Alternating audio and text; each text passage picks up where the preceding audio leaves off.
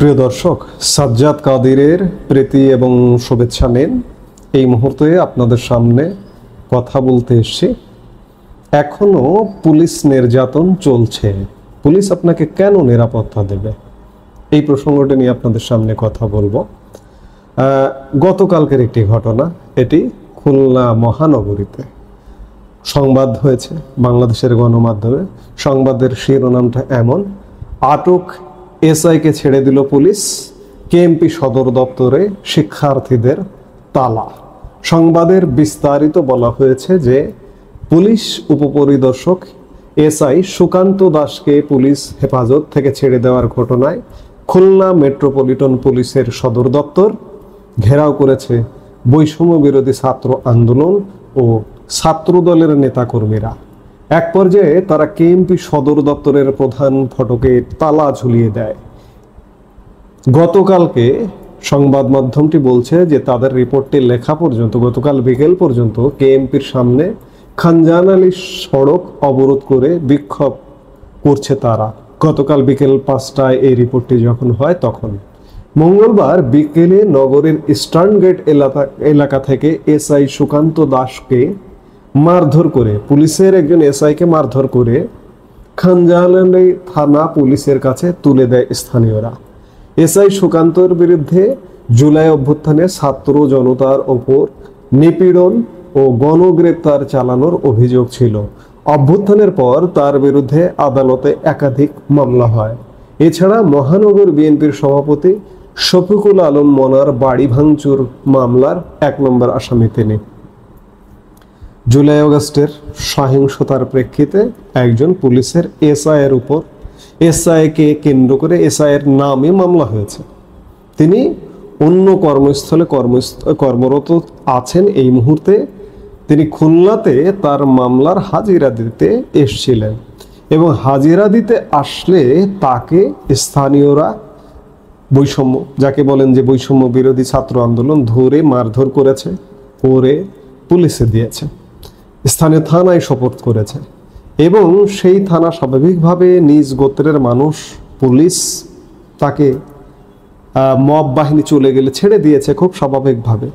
এই ছেড়ে দেবার খবর পেয়ে কেএমপি খুলনা মেট্রোপলিটন পুলিশের সদর দপ্তর সেখানে ঘেরাও করেছে, ঘেরাও করে তালা দিয়েছে গতকালকে। এই ঘটনাটি প্রমাণ করে যে পুলিশের উপর মব এখনো পর্যন্ত বন্ধ হয়নি। পুলিশকে কতটা হ্যারাস করেছে বাংলাদেশের মব বাহিনী আপনারা নিশ্চয়ই দেখেছেন, গণমাধ্যমে দেখেছেন, অনুভব করেছেন। আমার 70-80 বছর বয়সের মানুষের সাথেও কথা হয়েছে যারা 3 কাল দেখেছেন। 3 কাল বলতে ভারতবর্ষ দেখেছেন, পাকিস্তান পর্ব দেখেছেন, বাংলাদেশ পর্ব দেখেছেন।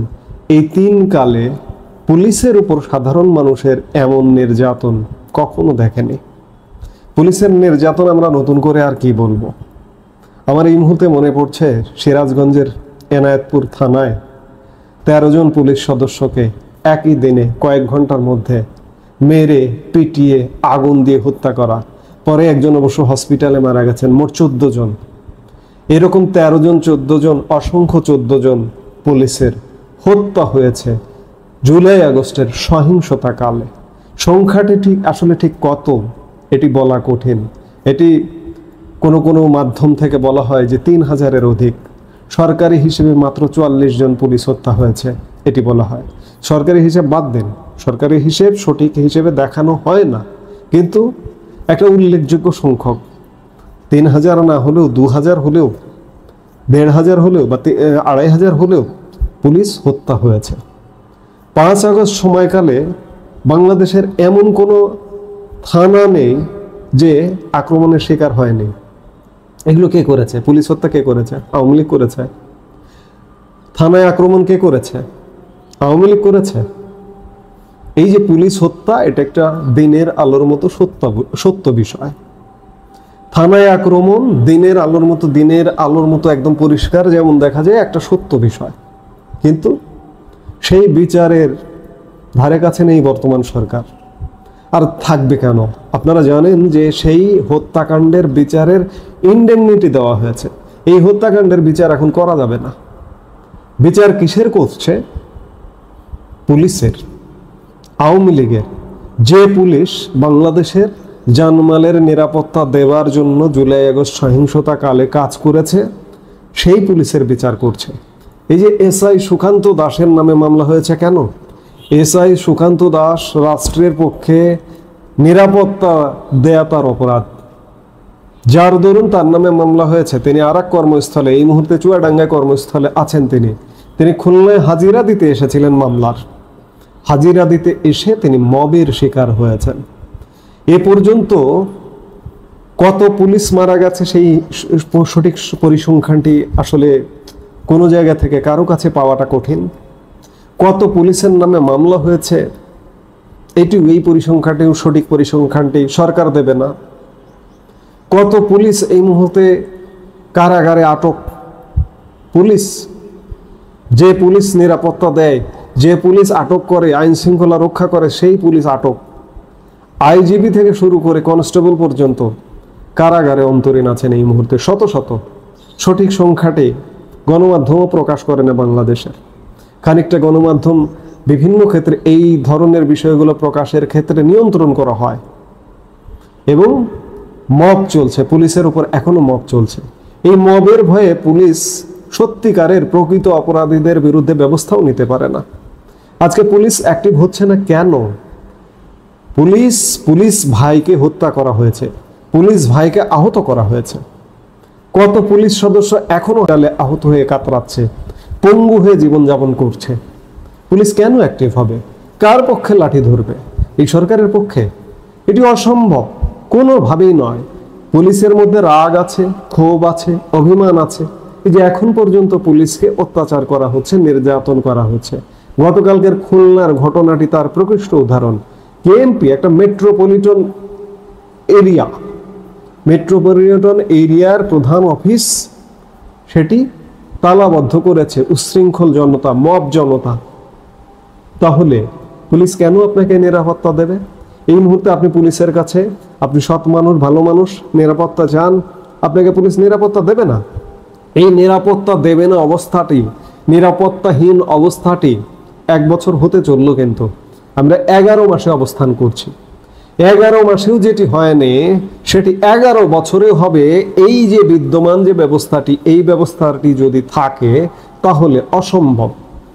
কাজেই এই অবস্থাতে উত্তরণ ছাড়া পুলিশ স্বাভাবিক অবস্থায় আসবে না। শুধু পুলিশ নয়, এই মুহূর্তে আপনি কি র্যাবকে দেখেন, র্যাবের কোনো কার্যক্রমের কথা জানেন? এই মুহূর্তে র্যাব কোনো কার্যক্রমে আছে, অপারেশনে আছে? কোথায় অ্যারেস্ট করছে? কে? ডিবি অ্যারেস্ট করে, সেনাবাহিনী অ্যারেস্ট করে, সেনাবাহিনী অ্যারেস্ট করে পুলিশে সোপর্দ করে। র্যাব নেই কেন? র্যাব অনুপস্থিত কেন? পুলিশ নেই কেন? এবং যারা অ্যারেস্ট করছে বা যারা এই ধরনের কর্মকাণ্ডগুলো করছে, কোনো অপরাধীকে অ্যারেস্ট করি নেই। আওয়ামী লীগ ট্যাগ দাও, অ্যারেস্ট করো, মামলা বাণিজ্য করো, অ্যারেস্ট করো। বেশিরভাগ পুলিশ সদস্য কাজে নেই, কাজ করছে না, রুটিন চাকরি করছে। এবং রুটিন চাকরি করতে গিয়ে রিস্ক নিয়ে, দায়িত্ব নিয়ে আপনার পাশে দাঁড়াবে পুলিশ, এটি এখনো পর্যন্ত আশা করতে পারছেন না। এবং এইভাবে যদি 11 বছর চলে, ইউনূস সরকার, 11 মাস হয়ে গেছে, আমি এই জন্য 11 বছর বলছি, 11 বছর যদি চালিয়ে দেয় ইউনূস সরকার, দিতে পারে চালিয়ে, তো সেই জায়গা থেকে 11 বছরেও পুলিশ স্বাভাবিক হবে না, আপনাকে নিরাপত্তা দেবে না। কেন দেবে নিরাপত্তা? আপনি সৎ মানুষ, ভালো মানুষ, আপনাকে যদি নিরাপত্তা দেয়, মব বাহিনী ওই পুলিশের উপরে এসে হামলা করবে। সেই হামলা থেকে বাঁচতে হলেও নিরাপদ দূরত্বে থাকা ভালো। পুলিশ সেই নীতিতে চলছে, সেই নীতি অবলম্বন করছে। অর্থাৎ পুলিশের উপর এখনো পর্যন্ত মব বন্ধ হয়নি, পুলিশের উপর নির্যাতন বন্ধ হয়নি, যার দরুন আপনি পুলিশের সাহায্য সহযোগিতা চাইলেও পাবেন না। এই অবস্থাটি চলমান, চলছে, চলবে। কতদিন চলবে এটি আপনি আমি কেউ বলতে পারবো না। বাংলাদেশ এক অনির্দিষ্ট যাত্রার এক ট্রেনে উঠে পড়েছে।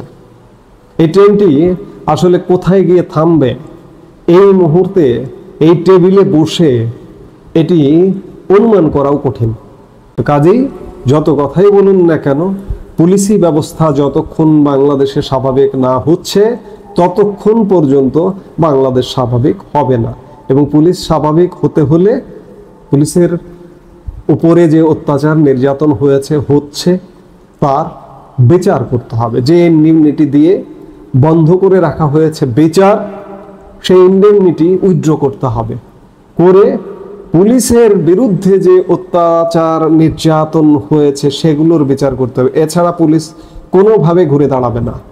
সব প্রতিষ্ঠান ধ্বংস হয়ে গেছে, পুলিশও ধ্বংস হয়ে গেছে। বাংলাদেশ আল্লাহ চালাচ্ছে, আল্লাহর মাল আল্লাহ চালায়। অবস্থাটি এইরকম। এই মুহূর্তে এ পর্যন্তই। সবাই ভালো থাকুন।